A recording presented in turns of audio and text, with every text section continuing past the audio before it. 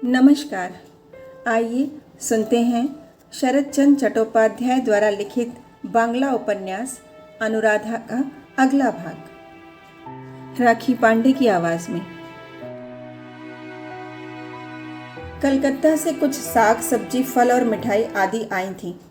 विजय ने नौकर से रसोई घर के सामने टोकरी उतरवाकर कहा, अंदर होंगी जरूर। अंदर से मीठी आवाज में उत्तर आया, विजय ने कहा, आपको पुकारना भी कठिन है।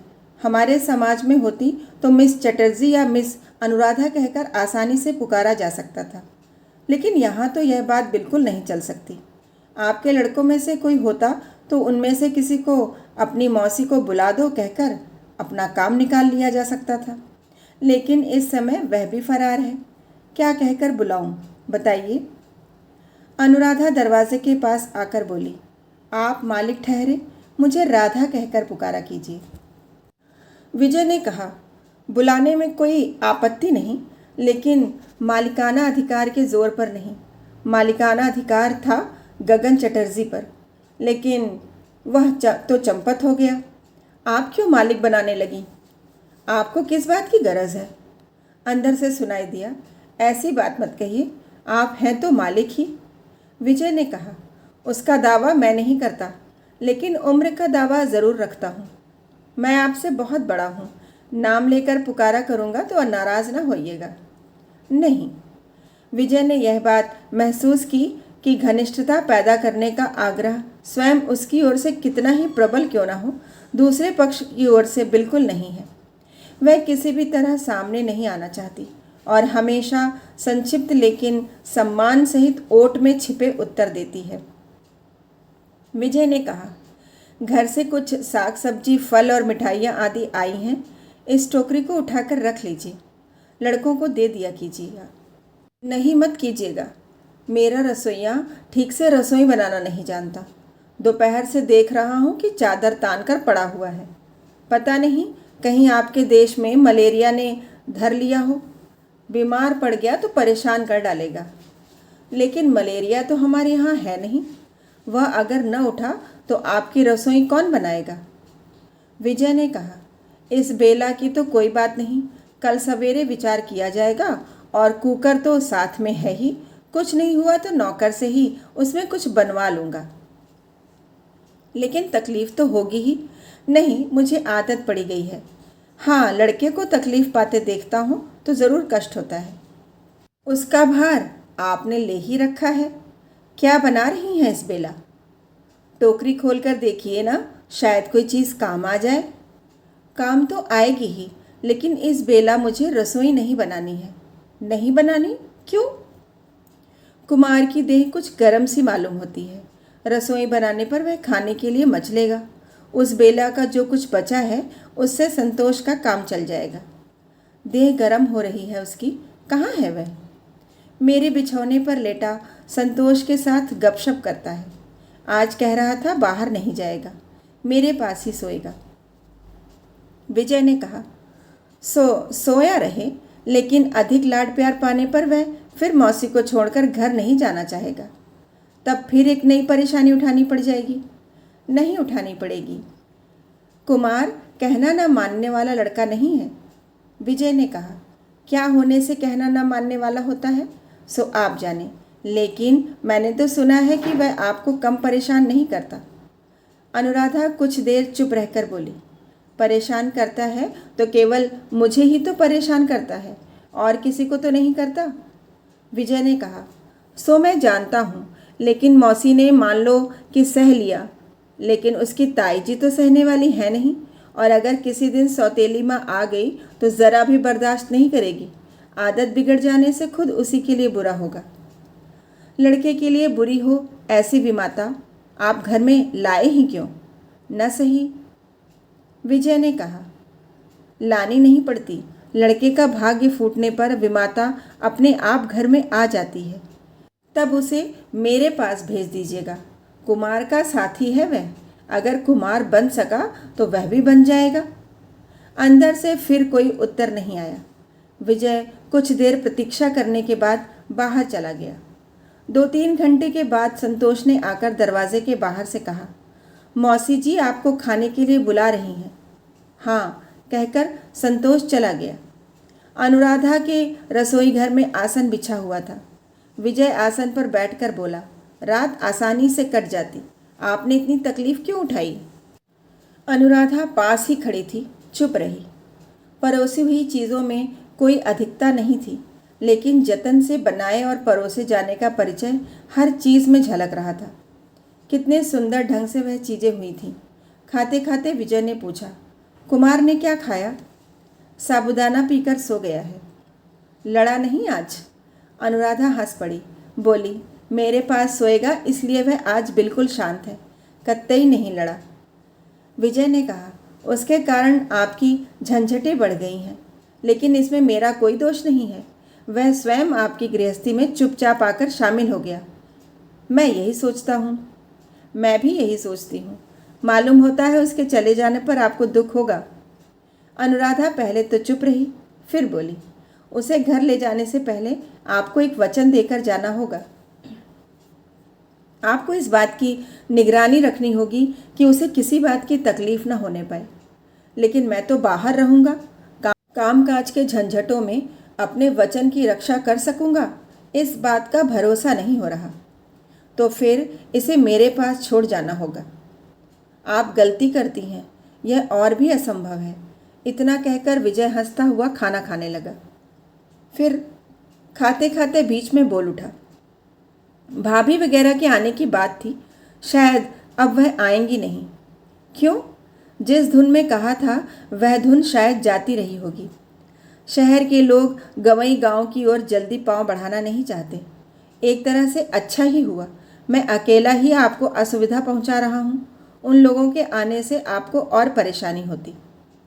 अनुराधा ने प्रतिवाद करते हुए कहा, आपका यह कहना अनुचित है। घर मेरा नहीं आपका है, फिर भी मैं ही सारी जगह घेर कर बैठी रहूं, उनके आने पर बुरा मानूं, इससे बढ़कर अन्याय और कुछ नहीं हो सकता। मेरे विषय में ऐसी बात सोचकर आप सचमुच ही अन्याय कर रहे हैं। कितनी कृपा आपने मुझ पर की है, क्या मेरी ओर से यही प्रतिदान है? इतनी बातें उसने इस ढंग से पहले कभी नहीं की थी। उत्तर सुनकर विजय हैरान रह गया। गांव इस लड़की को उसने जितना अशिक्षित समझ रखा था उतनी वह नहीं है। थोड़ी देर चुप रहकर अपना अपराध स्वीकार करते हुए बोला, वास्तव में मेरा यह कहना उचित नहीं हुआ। जिनके विषय में यह बात उचित हो सकती है उनसे आप अधिक बड़ी हैं। लेकिन 2-3 दिन बाद ही घर में चला जाऊंगा। यहाँ आकर शुरू में मैंने आपके साथ बहुत बुरा व्यवहार किया था, लेकिन वह बिना पहचाने हुए था। सचमुच संसार में ऐसा ही हुआ करता है, अक्सर यही होता है। फिर भी जाने से पहले मैं अत्यधिक शर्मिंदगी के साथ क्षमा याचना करता हूँ। अनुराधा ने मीठे स्वर में कहा, क्षमा आपको मिल नहीं सकती। नहीं मिल सकती? क्यों? अब तक जितना अत्याचार किया है आपने, उसकी क्षमा नहीं, कहकर वह हंस पड़ी। दीपक के मध्यम प्रकाश में उसके हंसी भरे चेहरे पर विजय की नज़र पड़ गई और पल भर के लिए एक अज्ञात आश्चर्य से उसका समूचा हृदय डोल उठा। पल भर चुप रहकर बोला, यही अच्छी है, मुझे क्षमा करने की आवश्यकता नहीं। अपराधी के रूप में ही मैं हमेशा याद आता रहूं। दोनों चुप रहे। 2-3 मिनट तक रसोई घर में एकदम सन्नाटा छाया रहा। निस्तब्धता भंग की अनुराधा ने। उसने पूछा, फिर आप कब तक आएंगे? बीच बीच में आना तो होगा ही, हालांकि आपसे भेंट नहीं होगी। दूसरे पक्ष से प्रतिवाद नहीं किया गया। समझ में आ गया कि बात सच है। खाना समाप्त करके विजय के बाहर जाते समय अनुराधा ने कहा, टोकरी में अनेक तरह की तरकारियां हैं, लेकिन अब बाहर नहीं भेजूंगी। कल सुबह भी आप यहीं भोजन कीजिएगा। तथास्तु, लेकिन समझ तो गई होंगी कि शायद औरों की अपेक्षा मेरी भूख अधिक है। अन्यथा प्रस्ताव प्रस्तुत करता कि सिर्फ सवेरे ही नहीं, निमंत्रण की मियाद और भी बढ़ा दीजिए। जितने दिन मैं यहाँ रहूँ और आपके हाथ का ही खाकर घर जा सकूँ, यह मेरा सौभाग्य है। दूसरे ही दिन सवेरे सवेरे अनेक प्रकार के खाद्य पदार्थ अनुराधा के रसोई घर के बरामदे में आ पहुँचे। उसने कोई आपत्ति नहीं की, उठाकर रख लिए। इसके बाद 3 दिन के बजाय 5 दिन बीत गए। कुमार बिल्कुल स्वस्थ हो गया। इन कई दिनों में विजय ने दुख के साथ महसूस किया कि आतिथ्य में तो कोई कमी नहीं थी, लेकिन परिचय की दूरी वैसी अविचलित बनी हुई है। किसी भी बहाने वह तिल भर भी निकट नहीं आती। बरामदे में भोजन के लिए स्थान बनाकर अनुराधा अंदर से ही ढंग से थाली लगा देती है और संतोष परोसता रहता है। कुमार आकर कहता, बाबूजी, मौसी जी कहती हैं कि मछली की तरकारी इतनी छोड़ देने से काम नहीं चलेगा, और ज़रा सी खानी पड़ेगी। विजय कहता, अपनी मौसी से कह दे कि बाबूजी को राक्षस समझना ठीक नहीं है। कुमार लौटकर कहता, मछली की तरकारी रहने दो, शायद अच्छी न बनी होगी, लेकिन कल की तरह कटोरे में दूध पड़ा रहने से उन्हें दुख होगा। विजय ने सुनकर कहा, तेरी मौसी जी अगर कल कटोरे के बदले नांद में दूध दिया करेंगी तो भी न पड़ा रहेगा। इसी तरह से 5 दिन बीत गए। स्त्रियों के आदर और देखरेख का चित्र विजय के मन में आरंभ से ही अस्पष्ट था। अपनी माँ को वह आरंभ से ही अस्वस्थ और अकुशल देखता आया है। एक गृहिणी के नाते वह अपना कोई भी कर्तव्य पूर्ण रूप से निभा नहीं पाती थी। उसकी अपनी पत्नी भी केवल 2-2.5 वर्ष ही जीवित रही थी। तब वह पढ़ता था। उसके बाद उसका लंबा समय सुदूर प्रवास में बीता।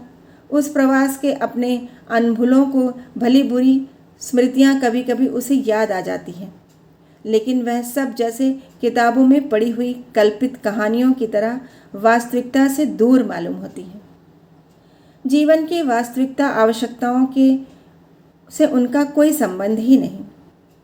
और रही भाभी प्रभामयी, सो जिस परिवार में भाभी की प्रधानता है, जहाँ हर समय भले बुरे की आलोचना होती रहती है, वह परिवार उसे अपना नहीं मालूम होता। माँ को उसने अनेक बार रोते देखा है, पिता को उदास और अप्रसन्न रहते देखा है, लेकिन इन बातों को उसने स्वयं ही असंगत और अनाधिकार चर्चा समझा है। ताई अपने देवर के बेटे की खबर सुध न ले या बहू अपने सास ससुर की सेवा न करे तो बड़ा भारी अपराध है, ऐसी धारणा भी उसकी नहीं थी। और स्वयं अपनी पत्नी को भी अगर ऐसा व्यवहार करते देखता तो उसे दुख होता, सो बात भी नहीं। लेकिन आज उसकी इतने दिनों की धारणा को इन अंतिम 5 दिनों ने जैसे धक्के देकर शिथिल कर दिया। आज शाम की गाड़ी से उसके कलकत्ता रवाना होने की बात थी। नौकर चाकर सामान बांधकर तैयारी कर रहे थे। कुछ ही घंटों की देरी थी। इतने में संतोष ने आकर आड़ में से कहा, मौसी जी बुला रही हैं। इस समय? हाँ कहकर संतोष वहाँ से खिसक गया। विजय ने अंदर जाकर देखा। बरामदे में बकायदा आसन बिछाकर भोजन के लिए जगह कर दी गई है। मौसी की गर्दन पकड़कर कुमार लटक रहा था।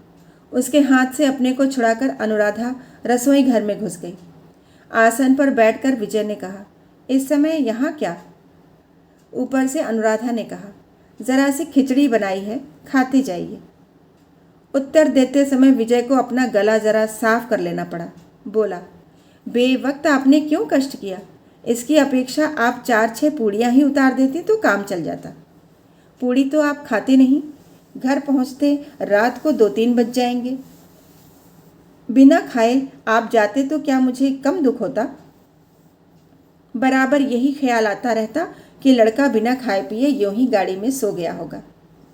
विजय चुपचाप खाता रहा। फिर बोला, विनोद को कह दिया है, वह आपकी देखरेख करता रहेगा। जितने दिन आप इस मकान में हैं, आपको किसी तरह की कोई तकलीफ नहीं होगी। फिर कुछ देर चुप रहने के बाद कहने लगा, और एक बात आपसे कहे जाता हूँ, अगर कभी भेंट हो तो गगन से कह दीजिएगा कि मैंने उसे क्षमा कर दिया, लेकिन वह इस गांव में ना आए। आने पर क्षमा नहीं करूँगा। कभी भेंट हुई तो उनसे कह दूँगी। इतना कहकर अनुराधा चुप हो गई। फिर पल भर बाद बोली, मुश्किल है कुमार के मारे। आज वह किसी भी तरह जाने को राजी नहीं हो रहा, और क्यों नहीं जाना चाहता सो भी नहीं बताया। विजय ने कहा, इसलिए नहीं बताता कि वह खुद नहीं जानता, और मन ही मन यह भी समझता है कि वहाँ जाने पर उसे तकलीफ होगी। तकलीफ क्यों होगी? उस घर का यही नियम है, लेकिन हो तकलीफ, आखिर इतना बड़ा तो वही हुआ है। उसे ले जाने की ज़रूरत नहीं, यहीं रहने दीजिए मेरे पास। विजय ने हंसते हुए कहा, मुझे तो कोई आपत्ति नहीं, लेकिन अधिक से अधिक 1 महीने रह सकता है, इससे अधिक तो नहीं रह सकता। इससे क्या लाभ? दोनों कुछ देर मौन रहे। फिर अनुराधा ने कहा, इसकी जो विमाता आएगी सुना है पढ़ी लिखी है। हाँ, बीए पास है। लेकिन बीए तो उसकी ताई ने भी पास किया है। जरूर किया है, लेकिन बीए पास करने वाली किताबों में देवर के बेटे को लाड प्यार से रखने की बात नहीं लिखी होती। इस विषय की परीक्षा उन्हें नहीं देनी पड़ी होगी। और बीमार सास ससुर की, क्या यह बात भी किताबों में नहीं लिखी रहती? नहीं, यह प्रस्ताव तो और भी अधिक हास्यास्पद है। जरा भी किसी प्रकार की शिकायत न करना ही हमारे समाज का सुभद्र विधान है। अनुराधा पल भर मौन रहकर बोली, यह विधान आप ही लोगों तक सीमित रहे, लेकिन जो विधान सबके लिए समान है वह यह है कि लड़के से बढ़कर बीए पास होना नहीं है। ऐसी बहू को घर में लाना उचित नहीं है, लेकिन लाना तो किसी न किसी को पड़ेगा ही। हम लोग जिस समाज के वातावरण में रह रहे हैं वहाँ बीए पास किए बिना समाज सुरक्षित नहीं रहता, मन भी नहीं मानता और शायद गृहस्थी भी नहीं चलती। अनुराधा हंसकर बोली, प्रतिवाद आप जितना चाहे करें, लेकिन ज़रा मुझे मुरझाई हुई आत्मीयता का अर्थ तो समझा दीजिए। विजय ने कहा, यह हम लोगों के बड़े सर्किल का पारिवारिक बंधन है। उसका कोड ही अलग है और शक्ल भी अलग है। उसकी जड़ रस नहीं खींचती। पत्तों का रंग हरा भी नहीं होने पाता कि पीलापन आने लगता है। आप गवई गांव के गृहस्थ घर की लड़की हैं, स्कूल कॉलेज में पढ़कर पास नहीं हुई, किसी पार्टी या पिकनिक में सम्मिलित नहीं हुई, इसलिए इसका गूढ़ अर्थ मैं आपको समझा नहीं सकता। केवल इतना सा आभास दे सकता हूँ कि कुमार की विमाता आकर न तो उसे जहर पिलाने की तैयारी करेगी और न हाथ में चाबुक लेकर उसके पीछे ही पड़ जाएगी, क्योंकि वह आचरण परिमार्जित रुचि के भिन्न है। इसलिए इस संबंध में आप निश्चिंत हो सकती हैं। अनुराधा ने कहा, मैं उनकी बात छोड़े देती हूँ, लेकिन वचन दीजिए कि स्वयं भी देखेंगे भालेंगे। मेरी केवल इतनी ही प्रार्थना है। विजय ने कहा, वचन देने को तो जी चाहता है, लेकिन मेरा स्वभाव और ही तरह का है। आदतें भी दुनिया से अलग हैं। आपके आग्रह को याद करके बीच बीच में देखने भालने की कोशिश करता रहूँगा, लेकिन जितना आप चाहती हैं उतना हो सकेगा ऐसा लगता नहीं है। अच्छा, अब मैं खा चुका, जाता हूँ, चलने की तैयारी करनी है। इतना कहकर वह उठ बैठा। बोला, कुमार आपके पास ही रहेगा। घर छोड़ने के दिन आ जाए तो इस विनोद के साथ कलकत्ता भिजवा देना। ज़रूरत समझें तो उसके साथ संतोष को भी बिना किसी संकोच के भेज दें। आरंभ में आपके साथ जैसा व्यवहार किया है, मेरा स्वभाव ठीक वैसा ही नहीं है। चलते समय फिर आपको विश्वास दिलाए जाता हूँ कि मेरे घर कुमार से अधिक अनादर संतोष का नहीं होगा। मकान के सामने ही घोड़ा गाड़ी खड़ी है, सामान लादा जा चुका है। विजय गाड़ी पर चढ़ना ही चाहता है कि कुमार ने आकर कहा, बाबूजी, मौसी बुला रही हैं। अनुराधा सदर दरवाजे के पास खड़ी थी। प्रणाम करने के लिए बुलवा लिया, फिर कब कर सकूंगी मालूम नहीं, कहकर उसने गले में आंचल डालकर दूर से प्रणाम किया। फिर उठकर खड़ी हो गई और कुमार को अपनी गोद के पास खींचकर बोली, दादी जी से कह दीजिएगा कि चिंता न करें, जितने दिन भी मेरे पास रहेगा इसे किसी प्रकार की तकलीफ नहीं होगी। विजय ने हंसकर कहा, विश्वास होना कठिन है। कठिनाई किसके लिए है, क्या आपके लिए भी? कहकर वह हंस दी और दोनों की आंखें चार हो गई। विजय ने स्पष्ट देख लिया कि उसकी पलकें भीगी हुई हैं। मुंह झुकाकर उसने कही, किंतु कुमार को ले जाकर इसे कष्ट मत दीजिए, फिर कहने का अवसर नहीं मिलेगा, इसलिए कह रही हूँ। आपके घर की बात याद आते ही इसे भेजने को जी नहीं चाहता, तो मत भेजिए। उत्तर में वह एक निश्वास लेकर चुप हो गई। विजय ने कहा, जाने से पहले आपको वादे की एक बार फिर याद दिलाता जाऊं। आपने वचन दिया है कि जब कभी कोई आवश्यकता पड़ेगी तो आप मुझे पत्र लिखेंगे। मुझे याद है, मैं जानती हूँ कि गंगोली महाशय से मुझे भिखारिन की तरह ही मांगना होगा। अंतर के संपूर्ण धिक्कार को तिलांजलि देकर ही मांगना पड़ेगा, लेकिन आपके साथ ऐसा नहीं है। जब जो भी चाहूँगी बिना किसी संकोच के आसानी के साथ मांग लूँगी। लेकिन याद रहे, कहकर विजय जाना ही चाहता था कि अनुराधा ने कहा, आप तो भी एक वचन देते जाइए। कहिए कि आवश्यकता पड़ने पर मुझे भी बताएंगे। बताने के योग्य मुझे क्या आवश्यकता पड़ेगी अनुराधा? सो कैसे बता दूँ? मेरे पास और कुछ नहीं है, लेकिन आवश्यकता पड़ने पर तन मन से सेवा तो कर सकती हूँ। आप वह करने देंगी? मुझे कोई भी रोक नहीं सकता। कुमार नहीं आया? यह सुनकर विजय की माँ मारे भय के कांप उठी। यह कैसी बात है रे? जिसके साथ लड़ाई है उसी के पास लड़के को छोड़ आया। विजय ने कहा, जिसके साथ लड़ाई थी वह पाताल में जाकर छिप गया है माँ। किसकी मजाल है जो उसे खोज निकाले। तुम्हारा पोता अपने मौसी के पास है, कुछ दिन बाद आ जाएगा। अचानक उसकी मौसी कहाँ से आ गई?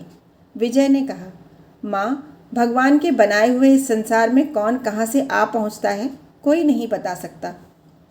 जो तुम्हारे रुपए पैसे लेकर डुबकी लगाया है यह उसी गगन चटर्जी की छोटी बहन है। मकान से उसी की निकाल भगाने के लिए लाठी सोटा और प्यादे दरबान लेकर युद्ध करने गया था, लेकिन तुम्हारे पोते ने सब गड़बड़ कर दिया। उसने उसका आंचल ऐसा पकड़ा कि दोनों को एक साथ निकाले बिना उसे निकाला ही नहीं जा सकता था। माँ ने अनुमान से बात को समझकर कहा, मालूम होता है कुमार उसके वश में हो गया है। उस लड़की ने उसे खूब लाड प्यार किया होगा शायद। बेचारे को लाड प्यार मिला ही नहीं कभी। कहकर उन्होंने अपनी अस्वस्थता की याद करके एक गहरी सांस ली। विजय ने कहा, मैं तो वहाँ रहता था, घर के अंदर कौन किसे लाड प्यार कर रहा है मैंने आंखों से नहीं देखा, लेकिन जब चलने लगा तो देखा कि कुमार अपनी मौसी को छोड़कर किसी तरह आना ही नहीं चाहता था। माँ का संदेह इतने पर भी नहीं मिटा। कहने लगी, गंवई गांव की लड़कियां बहुत तरह की बातें जानती हैं, साथ न लाकर तूने अच्छा नहीं किया। विजय ने कहा, माँ, तुम खुद गंवई गांव की लड़की होकर गंवई गांव की लड़कियों की शिकायत कर रही हो। क्या तुम्हें शहर की लड़कियों पर अंत में विश्वास हो ही गया? शहर की लड़कियां, उनके चरणों में लाखों प्रणाम। यह कहकर माँ ने दोनों हाथ जोड़कर माथे से लगा लिए। विजय हंस पड़ा। माँ ने कहा, हंस क्या रहा है रे? मेरा दुख केवल मैं ही जानती हूँ, और जानते हैं वे कहते कहते आंखें डबडबा आईं। बोली, हम लोग जहाँ की हैं वह गांव क्या अब रहे हैं बेटा? जमाना बिल्कुल ही बदल गया है। विजय ने कहा, बिल्कुल बदल गया है, लेकिन जब तक तुम लोग जीती हो तब तक शायद तुम्ही लोगों के पुण्य से गांव में बने रहेंगे माँ। बिल्कुल लोप नहीं होगा उनका। उसी की थोड़ी सी झांकी अब की बार देख आया हूँ, लेकिन तुम्हें तो यह चीज़ दिखाना कठिन है। यही दुख रह गया मन में। इतना कहकर वह ऑफिस चला गया। ऑफिस के काम के तकाजे से ही उसे यहाँ चला आना पड़ा था। शाम को ऑफिस से लौटकर विजय भैया भाभी सास भेंट करने चला गया। जाकर देखा कि कुरुक्षेत्र का युद्ध छिड़ रहा है। श्रृंगार की चीज़ें इधर उधर बिखरी पड़ी। भैया आराम कुर्सी के हत्थे पर बैठे ज़ोर ज़ोर से कह रहे हैं, हरगिज़ नहीं, जाना हो तो अकेली चली जाओ, ऐसी रिश्तेदारी पर मैं आदि आदि। अचानक विजय को देखते ही प्रभा एक साथ जोर से रो पड़ी। बोली, अच्छा देवर जी, तुम ही बताओ, उन लोगों ने अगर सितांशु के साथ अनीता का विवाह पक्का कर दिया तो इसमें मेरा क्या दोष? आज उसकी सगाई होगी और यह कहते हैं कि मैं नहीं जाऊंगा। इसके माने तो यही हुए कि मुझे भी नहीं जाने देंगे। भैया गरज उठे, क्या कहना चाहती हो तुम? तुम्हें मालूम नहीं था हम लोगों के साथ ऐसी जालसाजी करने की क्या ज़रूरत थी इतने दिनों तक? माजरा क्या है? सहसा समझ पाने से विजय हतबुद्धि सा हो गया, लेकिन समझने में उसे अधिक देर न लगी। उसने कहा, ठहरो ठहरो, बताओ भी तो। अनीता के साथ सितांशु घोषाल को विवाह होना तय हो गया है, यही ना? आज ही सगाई पक्की होगी। I am throw completely overboard, भैया ने होकर के साथ कहा। और यह कहना चाहती है कि इन्हें कुछ मालूम ही नहीं। प्रभा रोती हुई बोली, भला मैं क्या कर सकती हूँ देवर जी? भैया हैं, माँ हैं, लड़की खुद सयानी हो चुकी है। अगर वह अपना वचन भंग कर रहे हैं तो इसमें मेरा क्या दोष? भैया ने कहा, दोष यही कि वे धोखेबाज हैं, पाखंडी हैं और झूठे हैं। एक ओर जबान देकर दूसरी ओर छिपे छिपे जाल फैलाए बैठे थे। अब लोग हंसेंगे और कानाफूसी करेंगे। मैं शर्म के मारे क्लब में मुंह नहीं दिखा सकूंगा। प्रभा उसी तरह रुआंसे स्वर में कहने लगी, ऐसा क्या कहीं होता नहीं? इसमें तुम्हारे शर्माने की क्या बात है? मेरे शर्माने का कारण यह है कि वह तुम्हारी बहन है। दूसरे मेरे ससुराल वाले सब के सब धोखेबाज हैं, इसलिए उसमें तुम्हारा भी एक बड़ा हिस्सा है। भैया के चेहरे को देखकर विजय इस बार हंस पड़ा, लेकिन तभी उसने झुककर प्रभा के पैरों की धूल माथे पर लगाकर बड़ी प्रसन्नता से कहा, भाभी, भले ही कितने क्यों न गरजें, न मुझे क्रोध आएगा न अफसोस होगा, बल्कि सचमुच ही इसमें तुम्हारा हिस्सा हो तो मैं तुम्हारा आजीवन कृतज्ञ रहूँगा। फिर भैया की ओर मुड़कर बोला, भैया, तुम्हारा नाराज़ होना सचमुच बहुत बड़ा अन्याय है। इस मामले में जबान देने के कोई मान नहीं होते। अगर उसे बदलने का मौका मिले, विवाह तो कोई बच्चों का खेल नहीं है। अंशु विलायत से ICS होकर लौटा है, उच्च श्रेणी का आदमी ठहरा।